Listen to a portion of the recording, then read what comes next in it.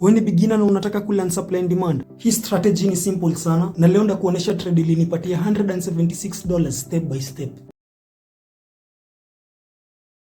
So ndo hii setup yetu yenye ilitubagia well over $170 na leo ndaonyesha thought process yangu vile nilipata hii sniper entry na vile nilipata hii stop loss na vile niliweka hii take profit. Leo ndaonyesha kile kitu step by step kwa sababu nataka muweze kureplicate exactly kenye mimi hufanya.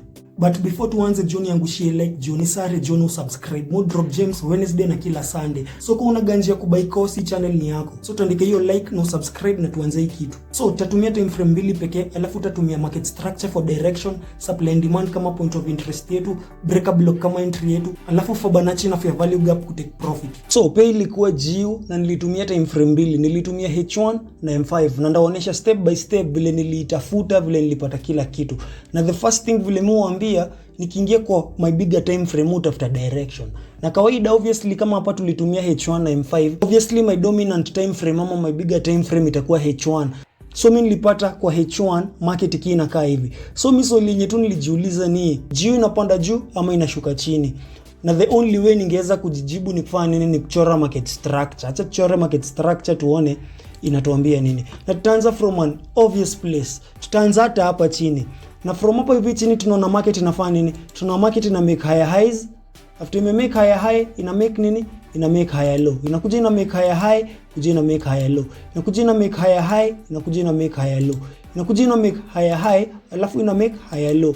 Ikakuja ika make higher high, alafu ika make higher low. Alafu ika make higher high. Automatically hapo mimi nilikuwa convinced 100% that mimi sitaki kuwa seller kwa hii market. Na pia kitu kingine yenye nilinotice ni ati market imekuwa ikibreak structure toward the upside. Alafu ikibreak structure inafanya nini? Inakuja ina retest nini? Inakuja ina retest demand. Alafu after ime retest demand ina shoot ama inaenda juu. Na pia mnaona ili repeat tena pia hapa. Hapa ikafanya nini? Hapa tunaona ime break structure. After ime break structure tukapata this high, tunaona market inafanya nini? Market inakuja ina retest nini? Ina retest demand. Unaona, so in short nilikuwa nishaona haka ka flow that market ina break structure alafu inarudi kwa demand, after ime retest hiyo demand tunapata move yetu. So nikajiambia si ni apply to the same thing ama the same pattern tu hapa, kwa sababu market kumbuka tu ni repetitive patterns. So niliona tu market obviously imefanya nini? Ime break structure. So nikiwa kwa hii high nilijiuliza kama hii market imekuwa ikibreak structure ikiwa hapa hivi juu inarudi kwa demand, nini itafanya hapa hivi sifanye the same thing? So already hapa niko na break of structure na already najua natafuta buy opportunities. So my next question ni kujiuliza tu demand yangu iko wapi? Na niliangalia nikaona demand was this last candle before this move that broke structure. So hadi hapa nilikuwa nisha highlight demand yangu. So the next thing kenye nilikuwa tu nangojea tu ni ati tu ndangoja price ikuje ingie ndani ya demand yangu. Ikisha ingia ndani ya demand yangu ndaenda sasa kwa M5 kwenda kutafuta my sniper entry. But first acha tu play price muone vile price ilikuja ika approach demand yangu na ni wapi exactly. Nilitoka sako hii H1 nikaenda kwa M5 kwenda kutafuta entry. Juu kuna watu uniuliza like nafaa ningoje candle close ama nafaa kwenda immediately after market imeingia kwa hii zone yetu ama exactly what are you supposed to be waiting for kwa your bigger time frame ama kwa your dominant time frame. So ndio na play price. So price ilianza ku make pullback. So mimi hapa hivi niko patiently waiting. Nimefanya nini? Kenye nilikuwa tu nimefanya nilikuwa nimeweka alert hapa slightly above my demand. So market ilifanya mambo yake tu yenyewe. Kumbuka ufai kushinda kwa una staria market ama kwa unaangalia market. Sa market ishakuwa interesting. Unaona immediately vile tu iliingia kwa zone yetu ama kwa hii box yetu na hii week. Kumbuka this candle here blue up at some point ilikuwa red. It was a bearish candle. Ikina create this week. Unaona immediately vile tu ilikuwa red candle vile tu ilikiss zone yangu ama vile tu iliguza ama kuitap ama vile utataka kuiona. Immediately hapo ndio nili drop down kwa M5 kwenda kungoja nini?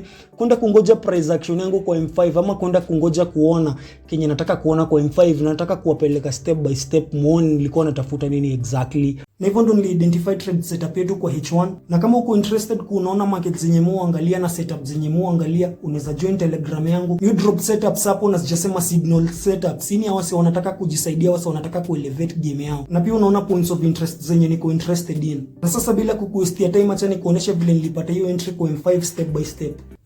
So ndio M5, na mkiingia kwa M5 nimewambia mtakuja immediately after price imeingia kwa demand zone yetu ama kwa point of interest yetu.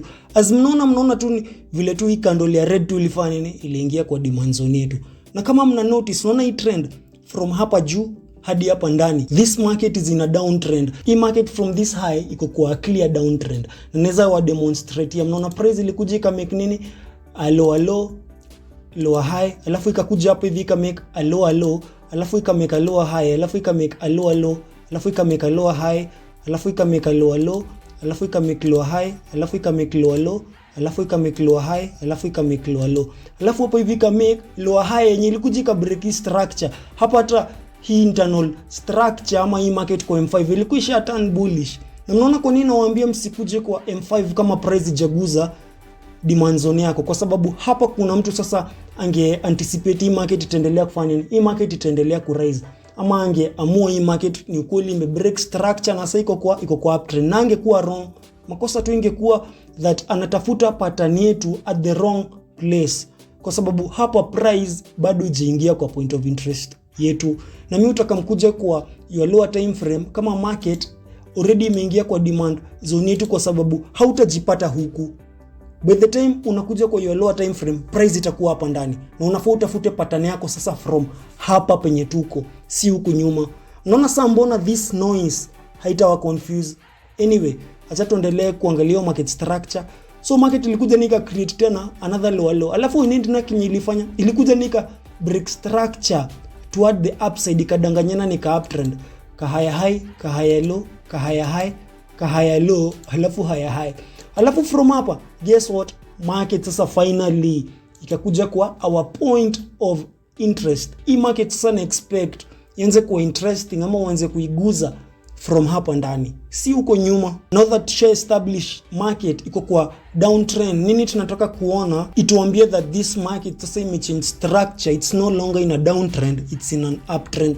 Well, hapa kwa M5 nataka mtafute a breaker block entry. Nataka price i-close above breaker block yetu towards the upside. Na ni rahisi sana. Acha niwapeleke step by step, muone vile nilingoja hii trade patiently na exactly penye nili execute trade yangu, na vile niliweka stop loss yangu na niweka target yangu ama take profit yangu. Sasa hapa ndio price ili get interesting kwangu. Kwa nini? Kwa sababu hii trend ishabadilika in my eyes. Imebadilika kwa nini? Kwa sababu price isha close above our breaker block, which is this blue candle. Mnakumbuka hii price imekuwa ikifanya nini? Hii price imekuwa kwa downtrend hapa kwa kaka M5.